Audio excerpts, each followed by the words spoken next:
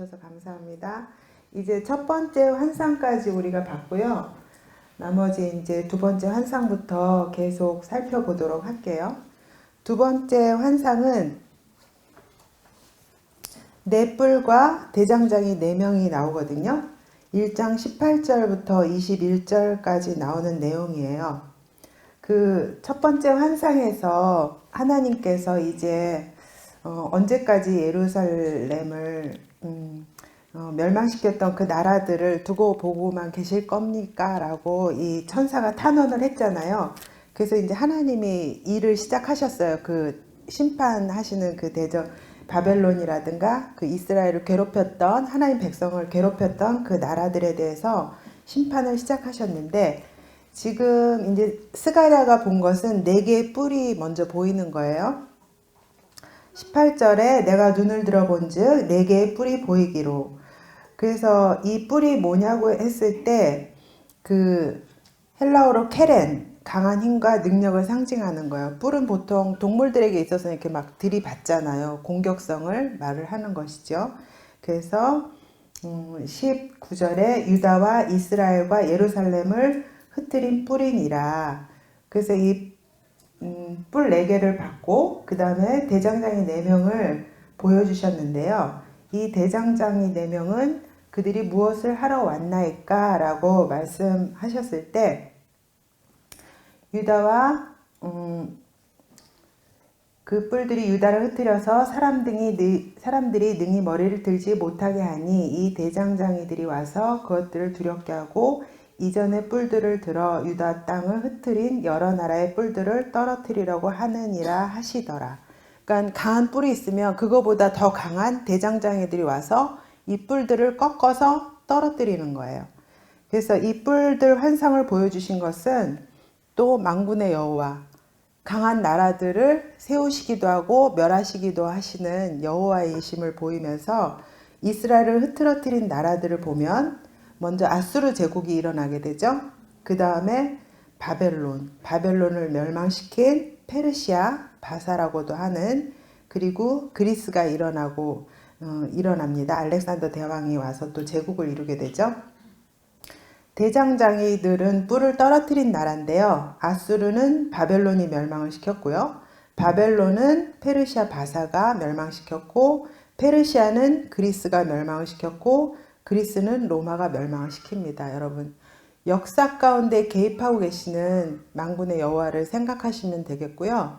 그래서 스가랴 제일 마지막 장의 14장에 보면은 온 천하의 마침내 왕이 되신 하나님. 여러분, 예수님께서 무엇을 선포하러 오셨나요? 하나님 나라가 임했다. 하나님 나라를 위해서. 지금 이 시대 페르시아 제국 시대에 있는 이 유다 백성들도 지금 이 백성들이 하나님과 언약 맺은 백성으로서 하나님 나라를 지금 다시 세워가는 거예요. 그죠? 다시 언약하신 그 백성을 세워가시는 건데, 그래서 이 뿔들과 네 대장장이의 이 환상의 의미는 이스라엘을 무너뜨린 나라들에 대한 하나님의 심판이 있다. 열방이 주님의 손에 그 주권 안에 들어있다. 그래서 너희 이스라엘은 내가 그런 하나님임을 알고 나와 함께 나를 그렇게 뭐라고 해야 되지? 관계 가운데서 유일하신 하나님임을 알아라. 전능하신 하나님을 알아라. 그런 의미인 거예요. 그 다음에 이제 우리가 첫 번째 환상에서 먹주를 예루살렘에 쳐진다고 하나님 말씀하셨고, 예루살렘을 택하시고 그 예루살렘이 풍부하게 될 것이다 라고 응답을 주셨어요. 그래서 두 번째 환상은 2장 1절에서 13절까지인데요. 측량줄을 잡고 서 있는 사람을 이 스가랴가 보게 되거든요. 2장 1절에 내가 또 눈을 들어본즉 한 사람이 측량줄을 그의 손에 잡았기로 해서, 이 측량줄은 왜 어디로 가냐고 물었어요. 스가랴가. 그랬더니 예루살렘을 측량하여 그 너비와 길이를 보고자 하노라. 그러니까 하나님이 예루살렘을 건축한다라고 말씀하시자 또 그 측량을 해서 예루살렘의 사이즈를 재서 어떻게 건축을 하실 것인지 이제 일을 시작하는 그런 일하심이 보이는 것이죠. 그래서 이제 충량줄을 잡고 서 있는 그 한 사람을 이제 보았고요. 그래서 하나님이 응답하신 것은 이제 이 성읍이 건축될 것인데 예루살렘은 그 가운데 사랑과 가축이 많으므로 성곽 없는 성읍이 될 것이다. 하나님께서 불로 둘러싼 성곽이 되며 그 가운데서 영광이 되리라. 그리고 하나님이 그 도성 가운데 임재하시는 영광스러운 그 하나님이신 것, 또 불로 그 성벽을 이렇게 둘러 진쳐서 하나님의 보호하심을 하시겠다는 거예요. 예전에는 대적들이 와서 너희들을 막 멸망시키고 파괴하고 죽였지만 이제는 그런 대적들이 틈타지 못하는 그러한 성벽이 하나님 스스로가 되실 것에 대해서, 이것은 무엇을 전제로 하고 있는 거예요? 하나님과 백성들과의 관계 가운데, 그 친밀한 가운데 나의 성벽이 되시는 하나님, 그래서 이렇게 말씀하고 계신 거고요. 그래서 좀 뒷장에서 보면은요, 하나님이 스가랴 12장 6절에서 이렇게 말씀하고 계시거든요. 그날에 내가 유다 지도자들을 나무 가운데 화로 같게 하며 곡식단 사이에 횃불 같게 하리니 그들이 그 좌우에 에워싼 모든 민족들을 불사를 것이요. 하나님의 영광으로 이들의 중심에 임하시니까 이들이 용맹스러운 하나님의 백성이 되는 건데, 그게 9장에서 14장까지 갈 때 보면은요, 굉장히 백성들이 용맹해져요. 이들이 바벨론에 끌려갈 때는 포로였어요. 노예였어요. 그죠? 그 정체성이 형편없었던 사람들이 이제는 하나님 함께 하심으로 용맹한 백성이 되어서 하나님과 함께 다스리는 자들이 되는 거거든요. 그리고 이게 원래 이스라엘 백성에게 주신 이들의 정체성인 거예요. 여러분 출애굽기 19장 5절 6절에 보면은 이 이스라엘 백성을 하나님이 맨 처음에 어떤 사람으로 세웠는지가 보여지거든요. 제가 읽어 드릴게요. 19장 5절 6절. 하나님께서 이렇게 말씀하셨어요. 세계가 다 내게 속하였나니. 모든 세계가 다 하나님께 속했다고 일단 선포를 하세요. 너희가 이스라엘이 내 말을 잘 듣고 내 언약을 지키면 너희가 모든 민족 중에서 내 소유가 되겠고 너희가 내게 대하여 제사장 나라가 되며 거룩한 백성이 되리라. 너는 이 말을 이스라엘 자손에게 전할지니라. 이게 하나님께서 이스라엘을 불러내서 광야에서 훈련시켜서 거룩한 백성을 만드시고 온 열방 중에 어떤 통로로 쓰시고자 하는 하나님의 뜻이 요 안에 들어있는 거예요. 하나님의 소유된 백성, 그리고 제사장 나라, 거룩한 백성. 예. 그래서 이것을 회복하고 계시는 그 부분이 지금 이 스가랴서에 나오고 있는 부분이거든요. 그리고 이 말이 하나님이 다시 성전을 재건하시겠다고 한 말이 또 에스겔서에도 나와요. 에스겔 환상 중에 40장에서 보면은 하나님이 에스겔을 환상 중에 이렇게 들어 올리셔가지고 높은 산에다 갖다 데려다 놓으시거든요. 40장에 나와요. 그 높은 산에서 이렇게 남쪽으로 보면 어떤 성읍이 하나 보이는데 그 성읍이 제가 볼 때 예루살렘 같아요. 그래서 거기에서 계속 이렇게 어디로 들어가서 그 건축되어진 회복된 예루살렘의 모습을 보여주시면서 43장 1절에 보면 이스라엘 하나님의 영광이 동쪽에서부터 오고 계시거든요. 여러분 떠나셨던 하나님의 영광이 이제 다시 오고 있어요. 그것이 지금 스가랴서에서 성전을 건축하고 있는 이 백성들에게 임할 하나님의 영광이죠. 그죠?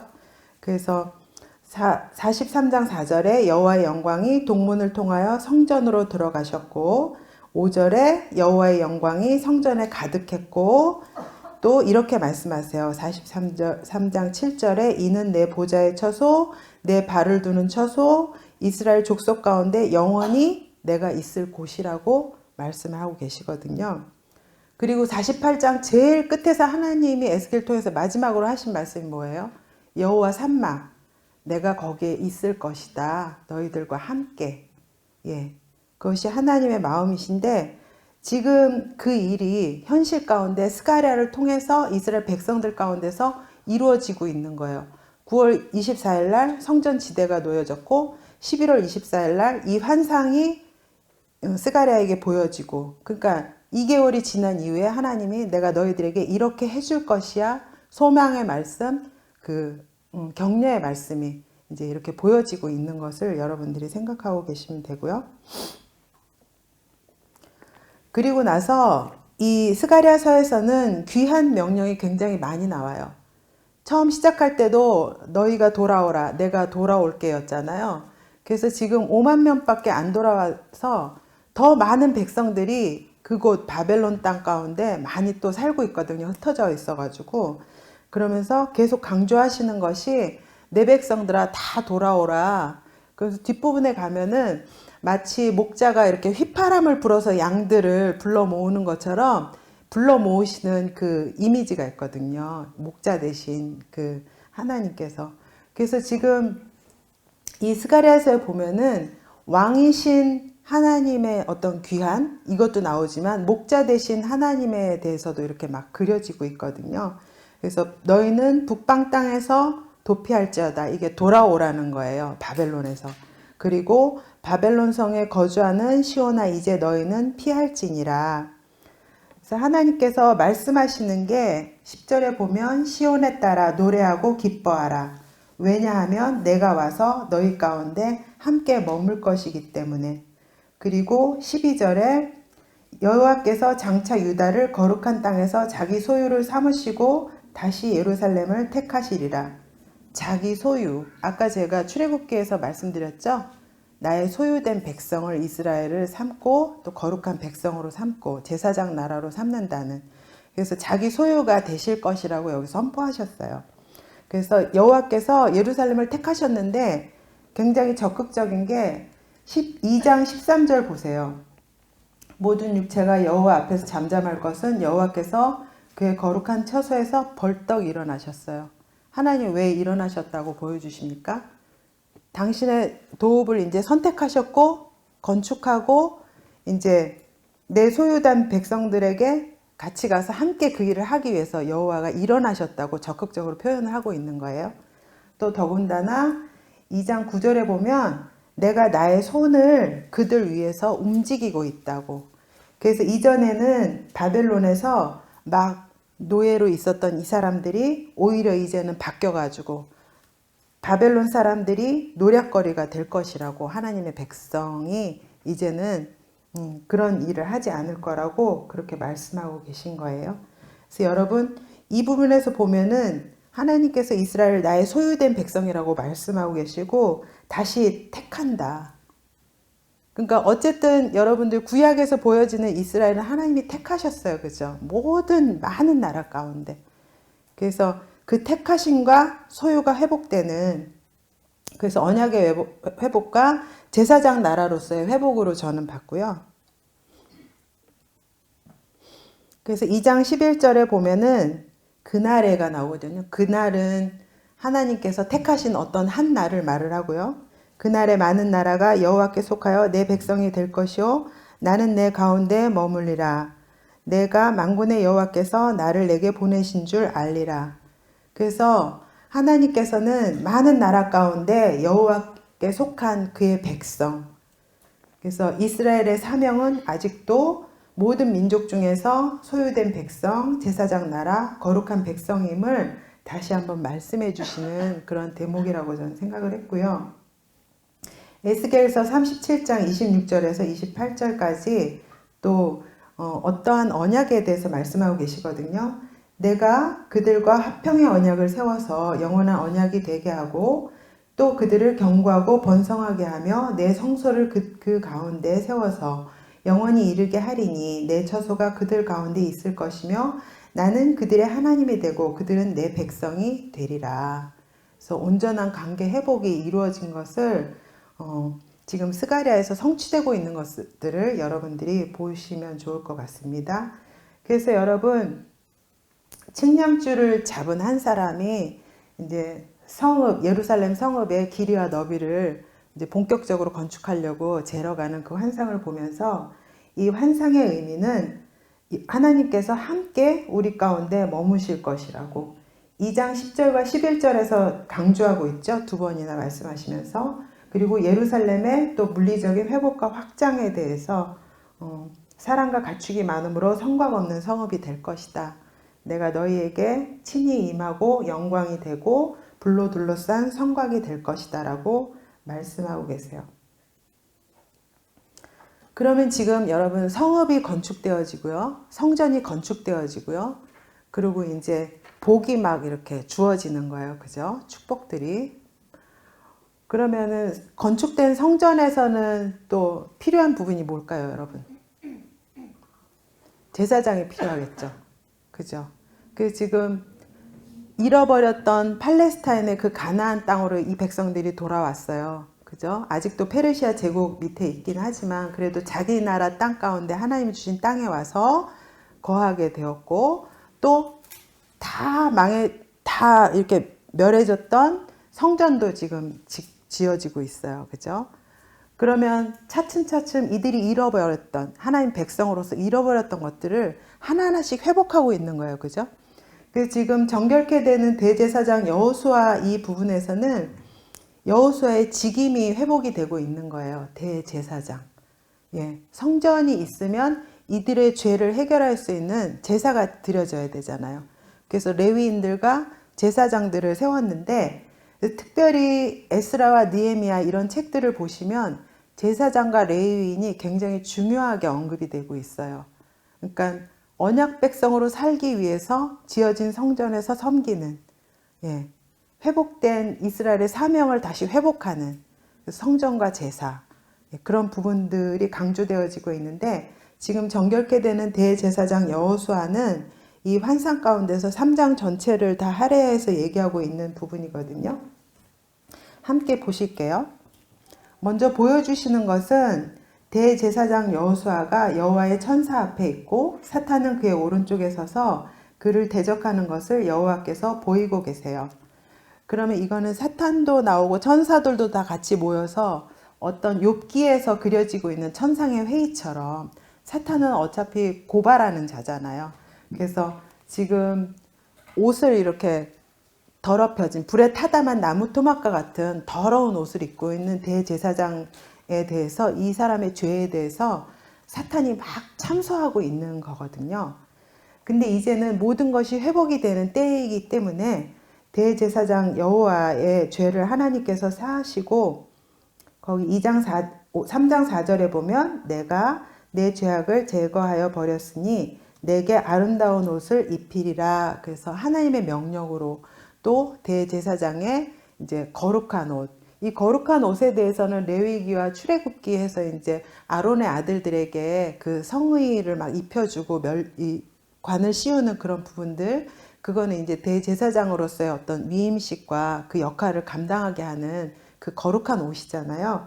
그런 의미라고 저는 생각이 돼요. 그래서 이제 모든 것이 회복이 되고 대제사장도 자기의 직임을 회복해서 성전에서 하나님과 백성들을 섬기는 일을 할 수 있도록 지금 이제 하나님이 사탄을 책망하시고 대제사장에게 거룩한 옷을 입혀주시는 것을 볼 수 있어요. 특별히 불에서 꺼낸 나무 토막이라고 표현한 의미가 있을까요?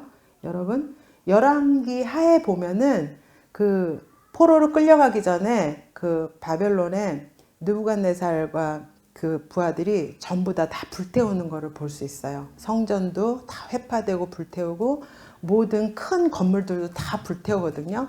그러니까 멸망의 이미지로 이제 불심판, 그래서 불에서 꺼난 나무 토막이다.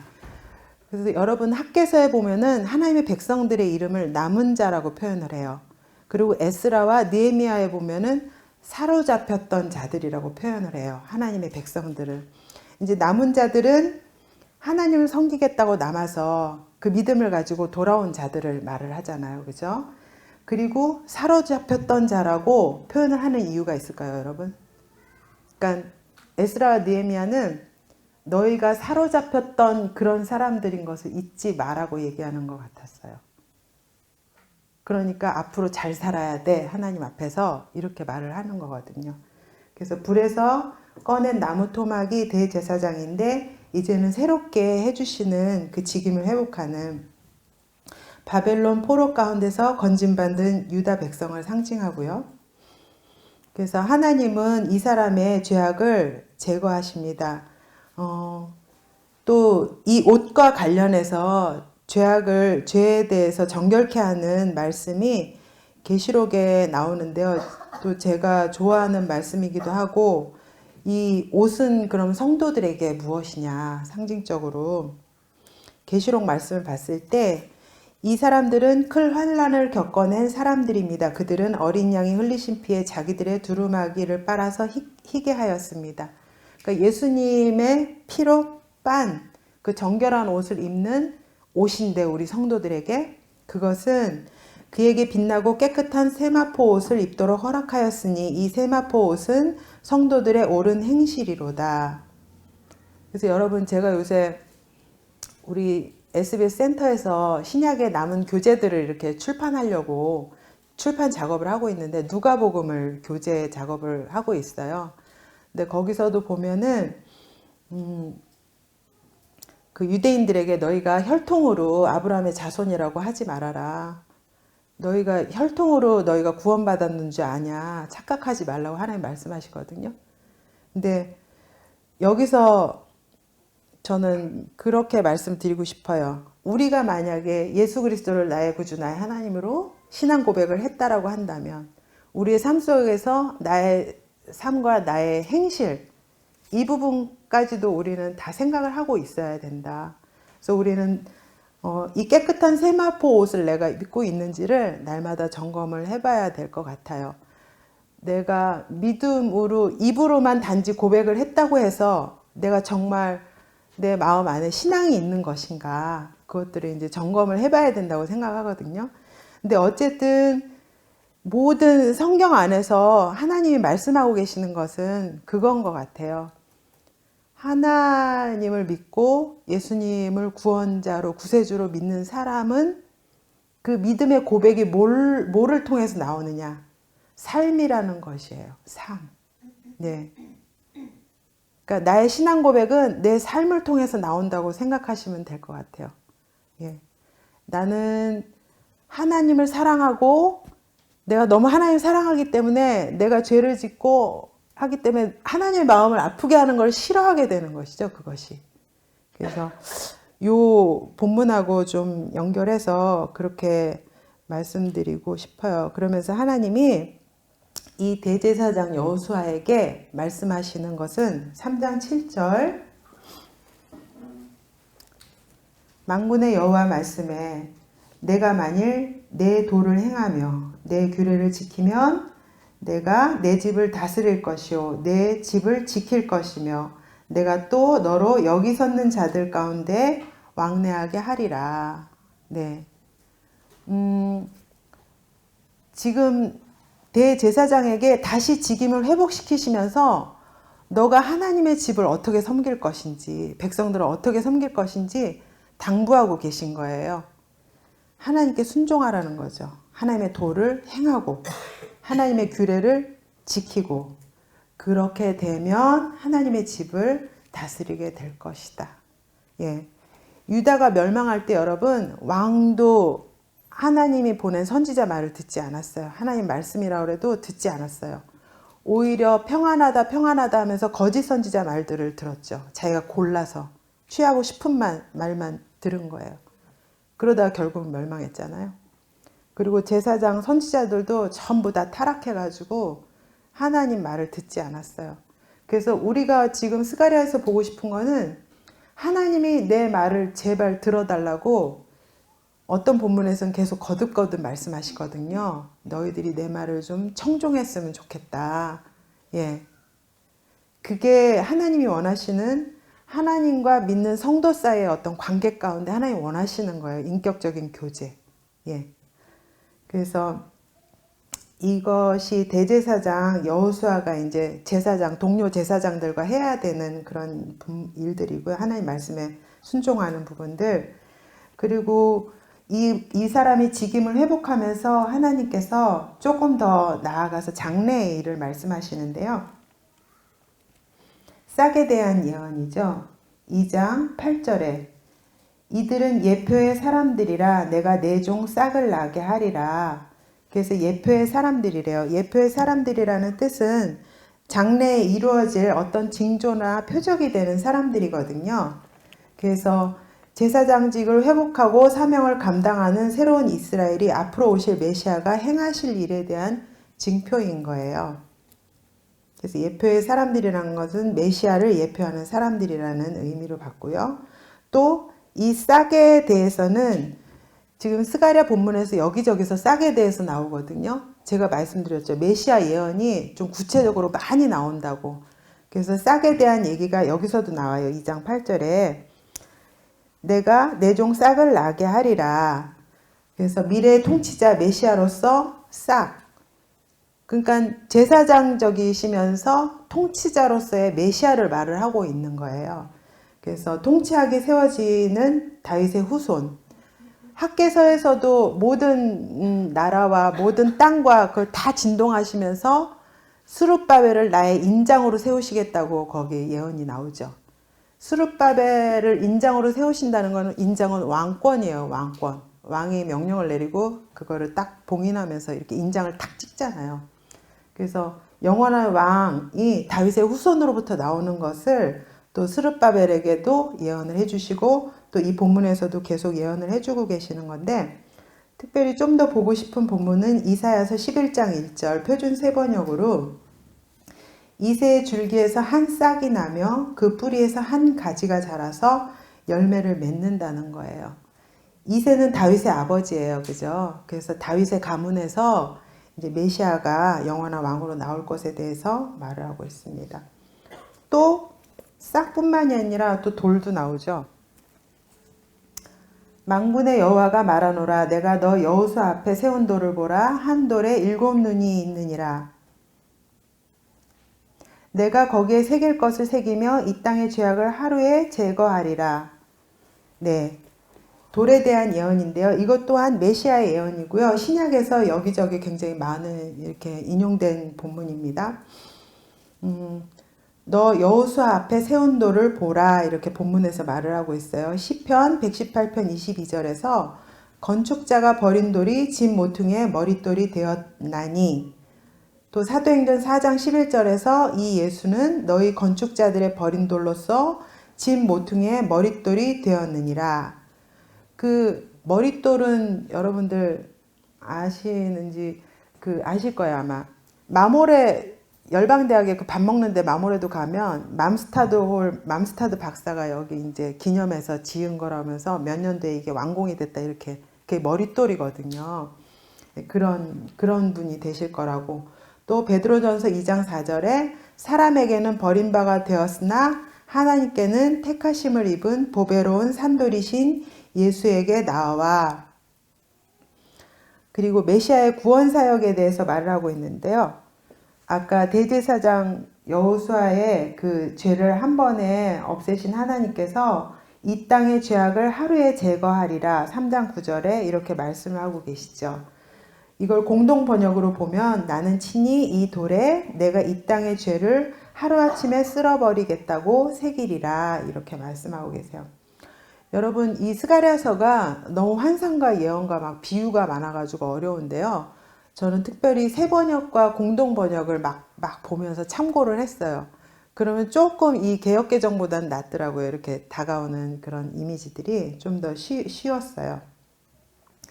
그리고 이제 그 3장의 대제사장 여호수아의 환상에서 마지막 예언이 만군의 여호와가 말하노라 그날에 너희가 각각 포도나무와 무화과 나무 아래로 서로 초대하리라 하셨느니라. 여러분 이 이미지가 뭘까요? 그날에 포도나무와 무화과 나무 아래로 서로 막 초대해요. 이 똑같은 맥락의 말이 열왕기상 4장 24절 25절에 나오거든요. 여러분 그 이스라엘에서 가장 부강할 때가 이 솔로몬 때예요. 다윗이 모든 주변 나라들을 정복해서 막 정복전쟁 해가지고 막 영토를 엄청 넓혔잖아요. 솔로몬 때 더 넓혔어요. 그래서 가장 부강하고 부유했던 시절에 이렇게 써 있거든요. 솔로몬의 일생 동안에 단에서부터 부엘세바에 이르기까지 유다와 이스라엘의 모든 사람은 저마다 자기의 포도나무와 무화과 나무 아래에서 평화를 누리며 살았다. 포도나무와 무화과 나무 아래에서 평화를 누린다는 것은 그 소출을 자기가 농사 지은 것을 자기가 먹을 수 있다는 거예요. 그 열매를 거두어서 그 평화의 때를 얘기하는 거죠. 그리고 아까 사람들이 많아서 막 번성하는 성읍을 보잖아요. 자녀들이 많아지고 그리고 막 노인들이 거리에 나와서 앉아있고 이런 이미지들이 전쟁이 없다는 평화의 시절을 얘기하는 거예요. 사람들이 오래 살 수 있다.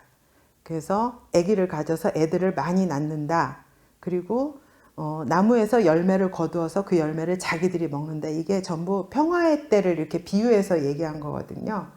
포도나무와 무화과 나무 아래로 서로 초대한다. 예, 그 말로 마치고 있어요. 그래서 정결케 되는 대제사장 여호수아, 이 의미는 대제사장 여호수아를 향한 회복과 격려, 그리고 메시아의 대제사장적인 사역, 구원 사역에 대한 어떤 계시적인 의미가 있는 거예요. 예표의 사람들이라고 그랬잖아요. 그리고 이제 이 사람 대제사장 여호수아의 직임이 회복된 거, 귀한 공동체의 제사장적인 삶의 회복. 그래서 지금 영적으로도 직임적으로도 계속 회복되고 있는 이미지를 여러분들이 생각하고 계시면 될 것 같아요. 그래서 이것을 스가랴 예언을 성전을 건축하고 있는 사람들이 들었을 때, 아, 이 성전은 완공되겠구나. 그래서 대제사장들, 제사장들이 이 성전을 섬기면서 여호와께 제사를 드릴 수 있겠구나라고 이런 생각을 했겠죠. 그리고 이제 5번째 환상으로 순금 등잔대와 두 감람나무 환상이 4장에서 보여지고 있는데요. 4장 1절, 내게 말하던 천사가 다시 와서 나를 깨우니 마치 자는 사람이 잠에서 깨어난 것 같더라. 내가 무엇을 보느냐 했을 때 대답하되 내가 보니 순금 등잔대가 있는데, 그래서 순금 등잔대에 기름그릇이 있고 그 기름그릇 위에 7 등잔이, 불 켜지는 등잔이 있고 그 그릇 위에 있는 등잔을 위해서 7 관이 이렇게 연결이 되어 있는 거예요. 기름이 공급이 돼야지 불이 계속 켜져 있잖아요. 그죠? 이 순금 등잔대는 뭡니까, 여러분? 성전의 기물들이 여러 가지 있었어요. 그죠? 특별히 이 등잔대는 성소에서 불을 켜두는, 성전 안에 있던 기물이에요. 그래서 이 환상은 그 성전이 꼭 완공될 것이라는 그런 의미가 있는 거예요. 이것을 보여주셨을 때. 근데 그 등잔대 곁에 2 감람나무가 서 있거든요. 근데 이거를 알려주셨어요. 2 감람나무가 뭔지. 그 4장 12절에 보면 이 감람나무는 2 가지라. 그리고 14절에 보면 이 2 가지는 기름 부음 받은 자 둘이니 온 세상에 주 앞에 서 있는 자들이니라. 특별히 스룹바벨의 이름이 6절에도 나오고 7절에도 나오고 9절에도 나오고 10절에도 나와요. 이거는 뭘까요? 스룹바벨을 향한 개인적인 격려인 거예요. 그래서 아까 대제사장의 직임이 3장에서 여호수아 회복이 됐죠. 그래서 여호수아가 내가 직임을 할 수 있겠구나 하고 격려를 받았잖아요. 근데 4장에서 또 총독 스룹바벨, 이 전체 성전 짓는 이거를 총괄하고 있는 스룹바벨을 또 격려하고 있는 말씀이거든요. 그러면서 4장 6절에 하시는 말씀이, 그래서 이 기름 부음 받은 자 둘은요, 이 여호수아와 스룹바벨을 말을 하고 있어요. 하나님께서 기름 부어서 이 일을 하게 하시고 계시다. 그래서 4장 6절이 이 전체 스가랴에서 저희는 키벌스라고 좀 핵심 구절이라고 말을 하고 있는데요. 그가 내게 대답하여 이르시되 여호와께서 스룹바벨에게 하신 말씀이 이러하니라. 만군의 여호와께서 말씀하시되 이는 힘으로 되지 아니하며 능력으로 되지 아니하고 오직 나의 영으로 되느니라. 그러니까 스룹바벨아, 네가 너의 힘으로 하려고 하지 마. 하나님이 너와 함께 하시고 하나님의 영의 능력으로 내가 너와 함께 하고 있어 라고 격려하고 계신 거예요. 그래서 7절에 이어지는 격려의 말씀은 큰 산아 내가 무엇이냐, 내가 스룹바벨 앞에서 평지가 되리라. 그러니까 방해하는 것이, 큰 산과 같이 방해하는 것이 없어질 것이라는 거예요. 왜냐하면 전능하신 여호와께서 스룹바벨을 그 자리에 세우셨고 기름 부으셨고 이 일을 할 수 있도록 돕고 계시기 때문에, 네. 그래서 평지가 될 거다. 아무 방해물이 없을 것이다 라고 말씀을 하고 계시는 거예요. 그래서 그가 머릿돌을 내놓을 때 무리가 외치기를 은총은총이 그에게 있을지어다 하리라 하셨고, 그래서 아까 순금 등장 때가 지어지는 성전의 완공을 얘기하는 것처럼 머릿돌 또한 마찬가지예요. 어떤 건물이 완공됐다는 것을 표시하는 것이죠. 이 건물의 연역이라든가 그것이 이렇게 마침표를 찍는 역할. 그래서 스룹바벨은 이 건물을 완공해야 될 것이고 머릿돌을 놓을 거야 라고 말을 하고 있는 거예요. 그래서 9절에 그 내용이 나오죠. 스룹바벨의 손이 이 성전의 기초를 놓았은즉 그의 손이 또한 그 일을 마치리라. 만군의 여호와께서 나를 너희에게 보내신 줄을 내가 알리라 하셨느니라. 네, 하나님께서 세워진 자들, 하나님이 세우신 자들이 그 일을 감당하고 있다는 것. 그래서 작은 일의 날이라고 멸시하는 자가 누구냐? 하나님이 일을 하고 계시는데 멸시하고 있는 사람들이 있어요, 여러분. 학개서 2장 3절을 같이 보실까요? 학개서 2장 3절.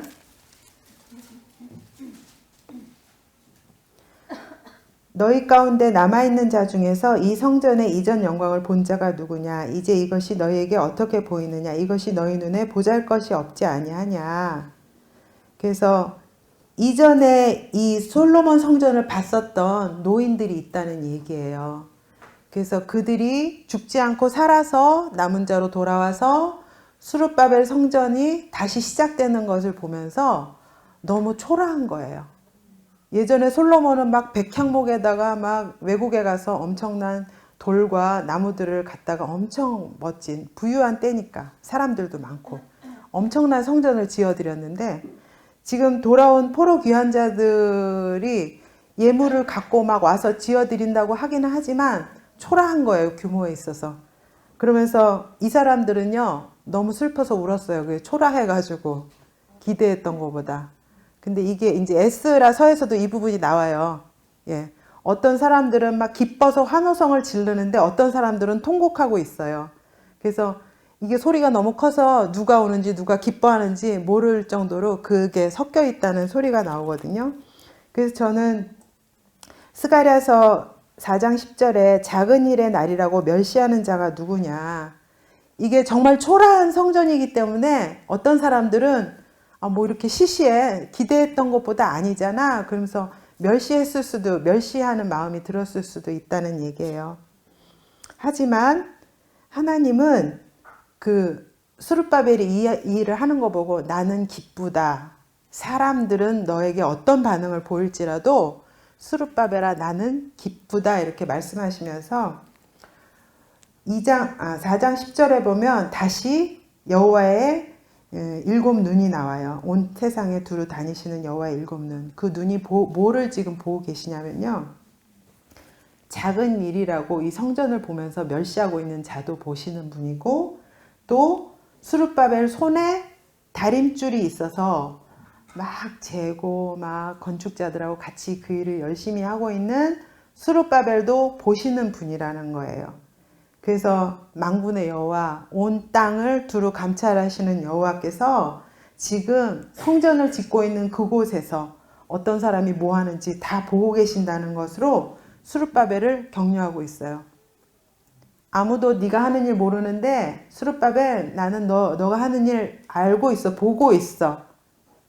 여러분들도 하나님 다 보고 계신 거 믿으시죠? 사람들은 내가 하는 일 몰라줘요. 하지만 하나님은 아세요. 예.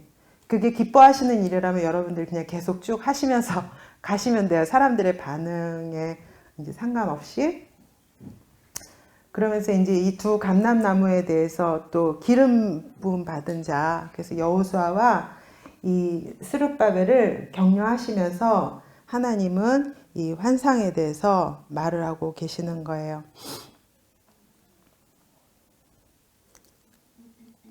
그 스룹바벨을 이 4장에서는 격려하고 계시고, 하나님의 영으로 말미암은 성전을 재건하고 계시다. 여러분 스룹바벨이 이 예언 듣고 힘이 났을까요? 났겠죠? 네네. 그리고 이제 5장을 좀 더 보도록 할게요. 5장은 날아가는 두루마리예요. 지금 이스라엘에 돌아왔죠. 성전을 건축하고 있죠. 예루살렘도 다시 건축되고 있죠. 그리고 돌아온 5만 명 되는 사람들은 또 여기저기 흩어져서 살고 있죠. 그리고 제사장이 세워지죠. 그러면 어떤 영적인 거 외에는 전부 다 회복이 되고 있잖아요.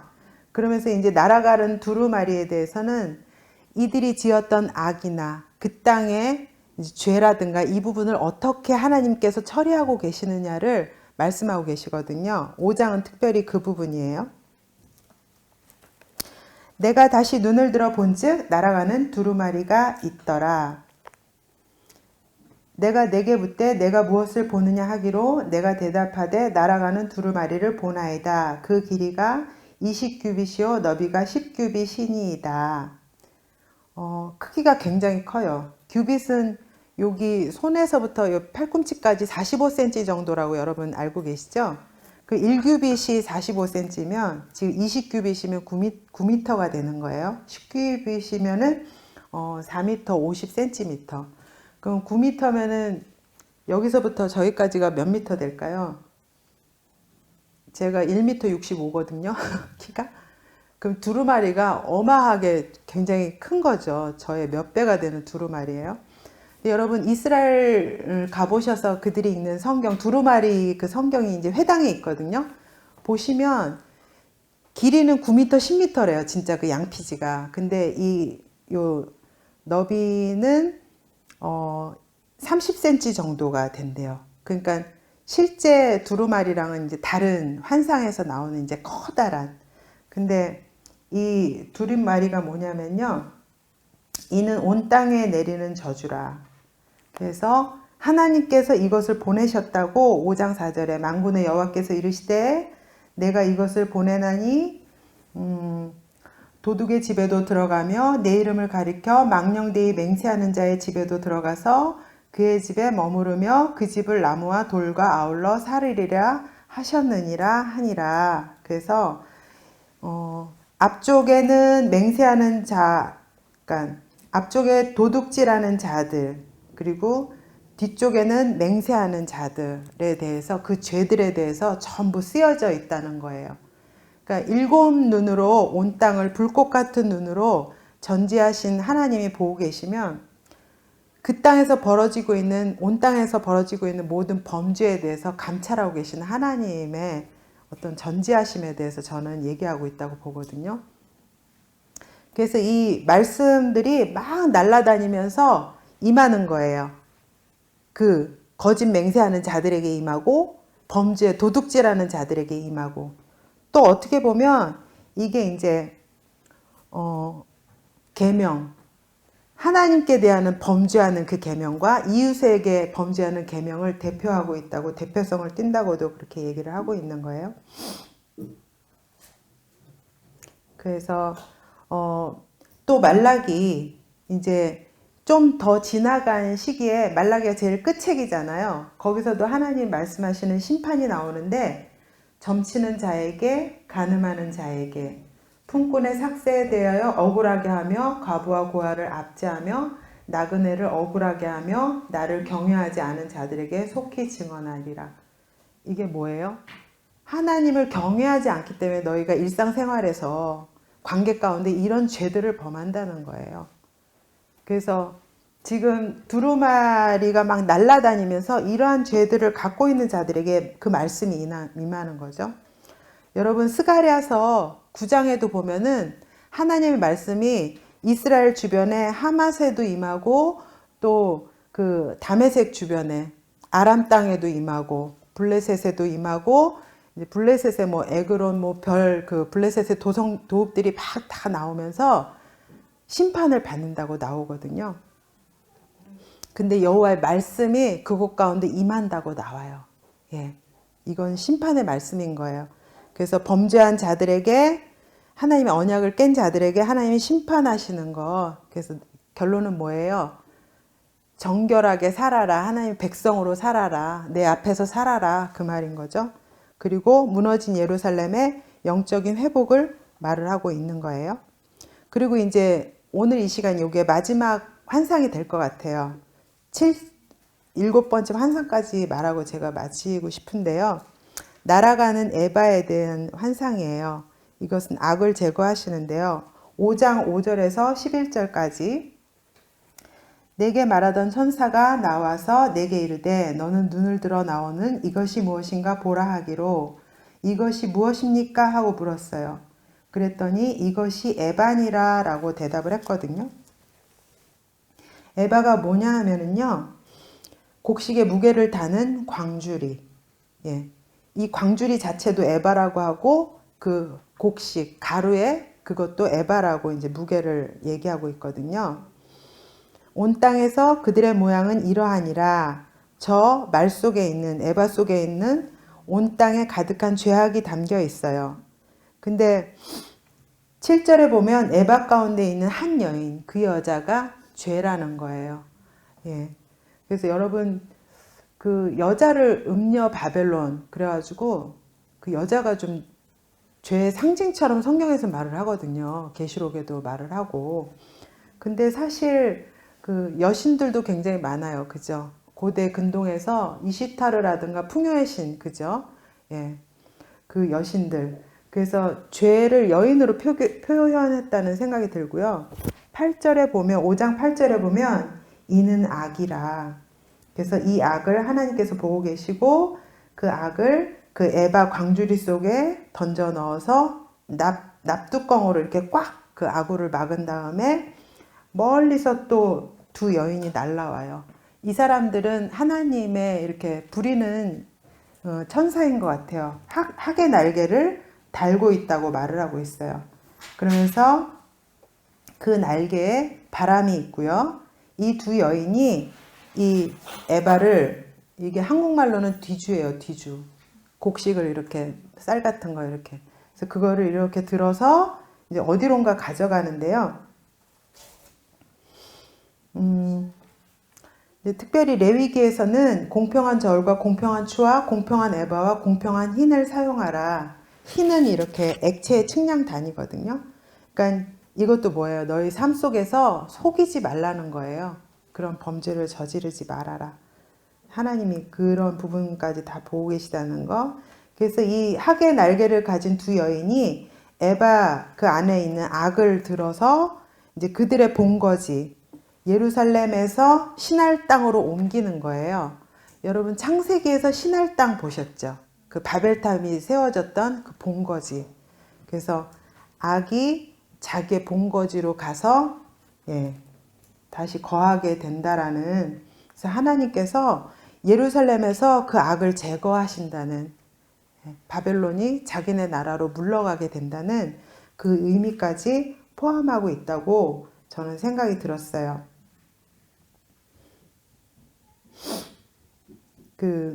이 환상의 의미는 예루살렘을 무너뜨린 악에 대한 심판이 있을 것이다. 이렇게 보면 되겠고요. 시간이 조금 더 남아서 8번째 환상까지 하도록 할게요. 두 산 사이에서 나오는 네 병거를 하나님이 또 보여주셨어요.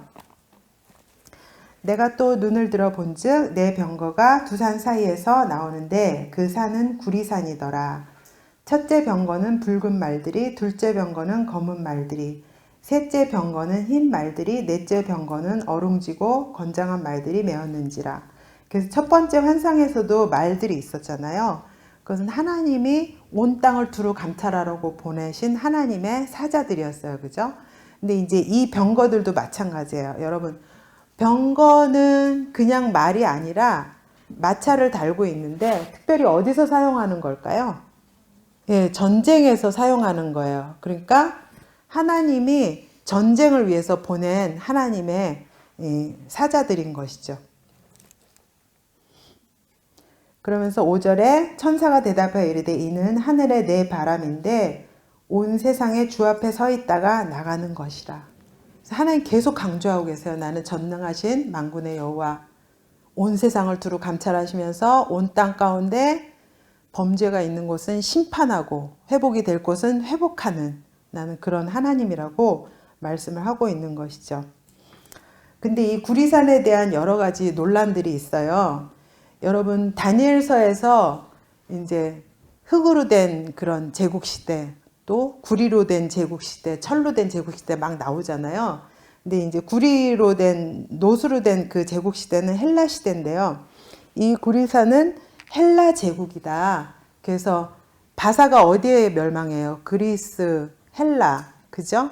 알렉산더한테 멸망하잖아요. 그래서 헬라 제국을 의미한다. 아니면 이 놋은, 구리는 성전 기물이 굉장히 그 기둥조차도 다 놋으로 돼 있잖아요. 그래서 하나님이 거하시는 그 산, 거기서 이제 이들이 파송돼서 나오는 그런 심판의 사자들이다. 이런 논란이 좀 있긴 있는데, 어쨌든 중요한 거는 심판하러 나오는 하나님의 사자들인 거예요.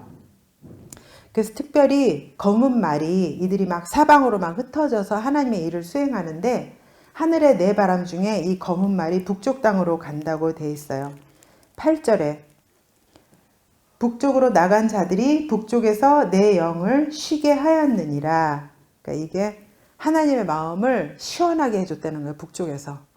그래서 하나님이 만족스러워할 만한 심판이 이루어졌다.